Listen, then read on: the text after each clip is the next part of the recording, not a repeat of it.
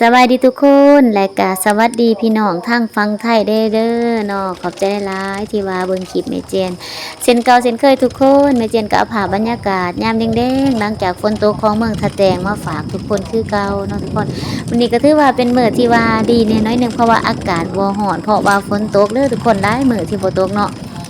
เพราะว่าปีนี้มันเป็นปี8 2ฝนเนาะตามผู้เฒ่าโบราณเพิ่นว่าฝนมันจะแบบว่าอยากว่าแล้งอะไรทุกคนเนาะ บ้าง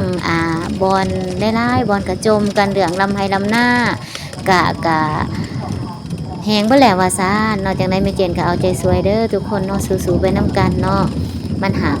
สิผ่านทุกคนเนาะปีนี้เป็นปี8ส่งผลจังได๋ก็สู้เด้อเนาะไอ้น้องชาวกสิกรทั้งหลาย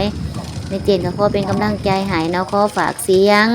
ขอฝากคำเว้าคำว่าไปถึงเบิดสุขคนเด้อเนาะที่เป็น FC แม่เจนเนาะ หลายๆคนก็ถามเนาะ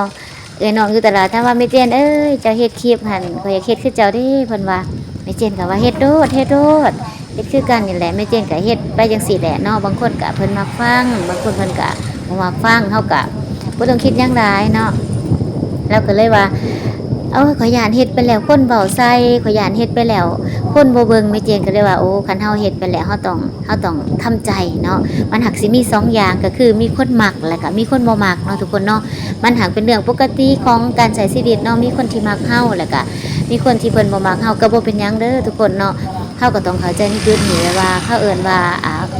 ความคิดของแต่ละคนบ่คือกันเนาะถ้าเฮาพอใจที่จะเฮ็ดเฮาก็เฮ็ดไปเด้อทุกคนแรกๆอาจจะบ่มีคนเบิ่งเนาะแรกๆอาจจะบ่มีคนไปกดไลค์กดแชร์แต่รุ่นๆไปเนาะแม่เจนเชื่อว่าน้องทาง Facebook เนาะมีเขาเอิ้นว่าเพิ่นมีกับมีความสนใจเนาะถาว่าเฮ็ดดนๆไปเพิ่นก็อยากเบิ่งอยากฟังแต่ว่าถ้าผู้ใดที่ว่าเพิ่นบ่อยากเบิ่งอยากฟังเฮาก็บ่ต้องไปซีเรียสกับเพิ่นเพราะว่ามันก็เป็นเรื่องปกติคือแม่เจนว่าเนาะคนในสังคมมันก็ความคิดบ่คือกันถ้าเฮาเฮ็ดไปแล้วในสิ่งใดสิ่งหนึ่งที่ว่าเฮ็ดไปแล้วมันเกิดความสุขให้แก่เฮาเกิดความสุขให้แก่หลายคนมันบ่ไปเฮ็ดความทุกข์ให้คนอื่นเฮาบ่ไปเบียดเบียนคนอื่นบ่ไปเว้าใส่คนอื่นหรือว่าบ่ไปเฮ็ดให้คนอื่นตำข่อยน้อยใจก็บ่เป็นหยังซังทุกคนเนาะเฮ็ดไปโลดแม่เจนก็ถือจุดนี้เป็นดักเนาะในความคิดของแม่เจนเนาะเพราะว่าเฮาอายุแก่โตขึ้นมาทุกคนคือแม่เจนว่าเนี่ยมันก็การพบปะต่างๆหรือว่าความคิดต่างๆของเฮาก็สิลดลงจากเดิมเนาะทุกคนเนาะอาจจะอยู่กับตนเองหลายขึ้นและอาจจะเริ่มที่จะบ่แค่ในสิ่งที่ว่าหลายๆอย่างในทุกคนเดิมมันเกิดกับแม่เจนเองหรือว่าแม่เจนเป็นผู้เดียวเนาะหรือว่าหลายคนก็เป็นอยู่บ่เนาะ มันเดิมที่จะแบบว่าอยู่แบบโมโมแม่อยากอยู่แบบกุ๊กกุ๊มูมูอยู่แต่เรื่องตัวเองไปอย่างสันทุกคนเนาะแบบบ่อยากค่อยไปสังคมต่างๆเนาะอันนี้ก็เป็นแนวคิดส่วนตัวของเมเจนเนาะหรือว่าคนอื่นเป็นอยู่บ่คือเมเจนเนาะบ่หมายความว่าเมเจนจะ